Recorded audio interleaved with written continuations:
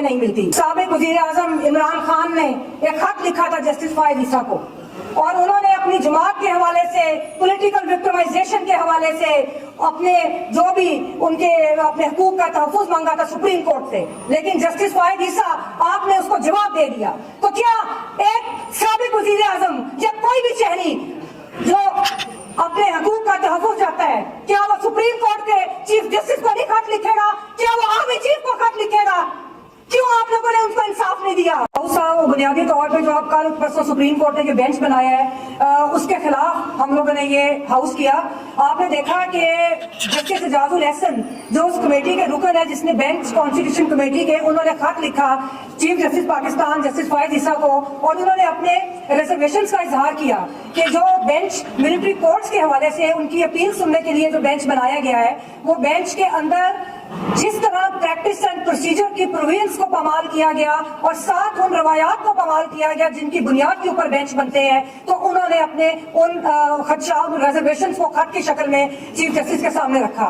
इसी तरह साबिक chief justice Pakistan justice Jawad Khwaja ने भी एक खत लिखा है और उन्होंने भी अपने खदशात का इजहार किया कॉन्स्टिट्यूशन ऑफ बेंच के ऊपर जिसने मिलिट्री कोर्ट्स के अपील सुनी है।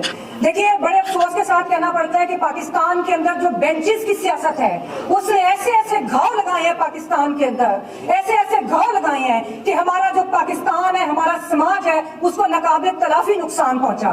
ये बेंचेस की जो सियासत थी, ये इंसाफ देने के लिए नहीं, ये जो बेंचेस बनाए जाते हैं और अफसोस के साथ कहना पड़ता है कि मनपसंद फैसले लेने के लिए बेंचेस बनाए जाते हैं, और यही आज मिलिट्री कोर्ट्स के हवाले से हमें नजर आ रहा है और हम सब लोग अपनी रिजर्वेशन का इजहार करते हैं। बल्कि आप ये देखें कि जब पीडीएम ने कानून साजी की, जस्टिस फायद ईसा पार्लियामेंट के अंदर गए, वो बड़ी जमहूरियत को शाबाश देने पार्लियामेंट के अंदर गए। ये वही पीडीएम थी जिसने वुकला प्रोसीजर है वो प्रोटेक्शन एक्ट बनाया। उसके बाद जितना जुल्म वुकला के ऊपर हुआ, जमहूरियत नाम नया जमहूरियत के अंदर इसकी मिसाल नहीं मिलती। इसी तरह जो प्रैक्टिस एंड प्रोसीजर एक्ट है उसको बना के जिन सुप्रीम कोर्ट की रवायात को कमाल करके इंसाफ का कत्ल किया जा रहा है, उसकी भी मिसाल हमें नहीं मिलती। अभी चंद दिन पहले साबिक वजीर आजम इमरान खान ने एक खत लिखा था जस्टिस फायद ईसा को, और उन्होंने अपनी जमात के हवाले से, पॉलिटिकल विक्टिमाइजेशन के हवाले से अपने जो भी उनके अपने हकूक का तहफ़्फ़ुज़ मांगा था सुप्रीम कोर्ट से, लेकिन जस्टिस फायद ईसा आपने उसको जवाब दे दिया। तो क्या एक साबिक वजीर आजम या कोई भी शहरी जो अपने हकूक का तहफ़्फ़ुज़ चाहता है, क्या वो सुप्रीम कोर्ट के चीफ जस्टिस को नहीं खत लिखेगा? क्या वो आर्मी चीफ को खत लिखेगा? क्यों आप लोगों ने उनको इंसाफ नहीं दिया? कल जिस तरह खदीजा शाह के साथ हुआ, उसके ऊपर मेरा ख्याल है कि ये नजर आ रहा है कि पाकिस्तान के अंदर कोई जुडिशरी एग्जिस्ट नहीं करती। पहले ये सियासी वर्कर्स और सियासी खवातीन को एक केस के अंदर जमानत मिलती है, दूसरे केस के अंदर, तीसरे केस में, चौथे केस में फिर उनको एमपीओ में डिटेन कर लिया जाता है, और अब उसको कत्ल के मुकदमे के अंदर एक दूसरे प्रोविंस के अंदर लेके जाते हैं। इसके बाद क्या आपके पास जवाब रह जाता है कि आप इन लोगों के ऊपर काम करें? क्यों चीफ जस्टिस पाकिस्तान आपने इन इंसानी हकूक की पामालियों का नोटिस नहीं लिया? तो क्या इस तरह आप लेवल प्लेइंग फील्ड देंगे कि ये लोग अपने जो है ये इलेक्शन कंटेस्ट कर सके? क्या सारी सियासी जमातों को इलेक्शन लड़ने का और सियासी वर्कर्स को सियासी अमल में हिस्सा लेने का हक हासिल नहीं है?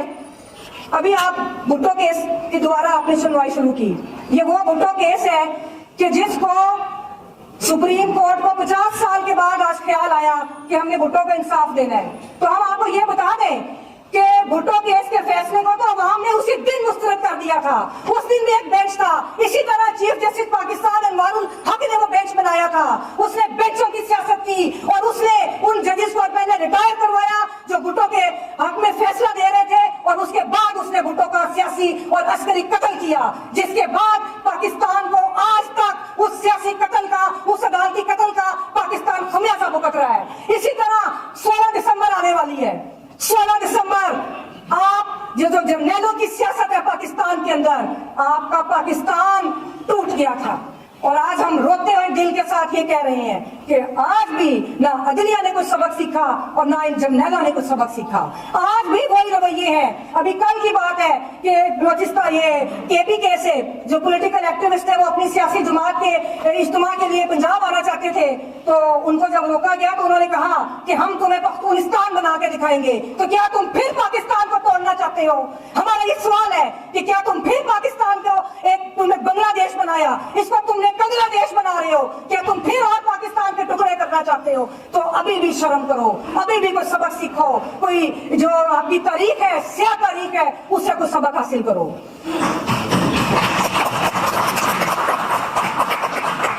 कल जी यही बात अब होने लगी है। कल एक और वाकया हुआ कि बलूचिस्तान हाई कोर्ट के अंदर पता चला, जब डिवीजन बेंच बैठा था कि एक केस के अंदर बलूचिस्तान कैंट में कोई नोटिस की किसी केस में तामील कराने के लिए गए, तो अदालती एहलकारों को रोक दिया कि आप उधर कैंट में दाखिल नहीं हो सकते।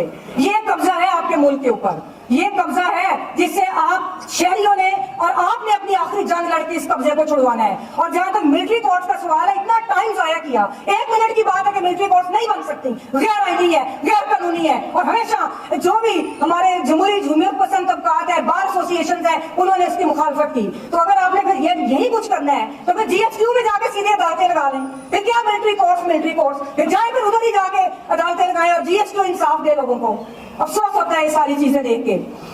और आखिर में मैं जस्टिस फाइज ईसा जैसे कहूंगी कि आज फिर एक तारीख दोहराई जा रही है। जो भुट्टो वाली तारीख थी ना, अगर आप तब्दील करना चाहते हैं तो जो आपके पास ज़ेर इल्तवा मुकदमात हैं, आप उनको इंसाफ देके तारीख तब्दील करें। आप भुट्टो के फैसले को, अब आपने क्या उसको इंसाफ देना है भुट्टो को, वो भुट्टो के लिए पूरी कौम को के साथ बेइंसाफी की गई। और आज आप फिर वो तारीख दोहरा रहे हैं कि उसी तरह आप साबिक वज़ीर आज़म का खुफिया ट्रायल कर रहे हैं। जिस तरह भुट्टो को जब उसने कहा कि मैंने बात करनी है तो अदालती कमरे ये हाई कोर्ट को बंद कर दिया गया था, किसी को भुट्टो की बात नहीं सुनने दी गई थी।